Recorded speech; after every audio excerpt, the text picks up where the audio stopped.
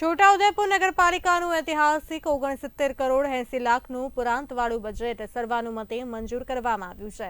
નગરપાલિકા પ્રમુખ મંજુલાબેન કોહલી, ઉપપ્રમુખ પરવેઝ મકરાણી, કારોબારી અધ્યક્ષ અલ્પાબેન શાહ અને ચીફ ઓફિસર ભાવિનભાઈ બરજોડના અધ્યક્ષસ્થાને સામાન્ય સભા મળી હતી, જેમાં 19 વિકાસલક્ષી કામો અંગે ચર્ચા કરવામાં આવી હતી। ચર્ચા બાદ રોડ, રસ્તા, ગટર, પાણી, સફાઈ સહિતના વિકાસના કામોને ધ્યાનમાં રાખીને વિકાસલક્ષી બજેટ સર્વાનુમતે મંજૂર કરવામાં આવ્યું છે।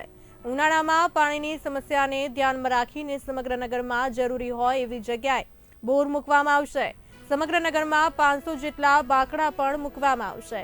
પાણીના વોટર કુલર તથા એટીએમ મશીનો મૂકવામાં આવશે।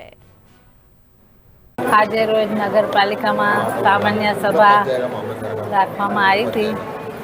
એમાં બધા ઉપસ્થિત રહેલા ચીફ ઓફિસર સાહેબ, પ્રમુખ સાહેબ, કારોબારી અધ્યક્ષ, ચેરમેનશ્રીઓ, આજે આપણે બજેટનું રાખવામાં આવ્યું હતું।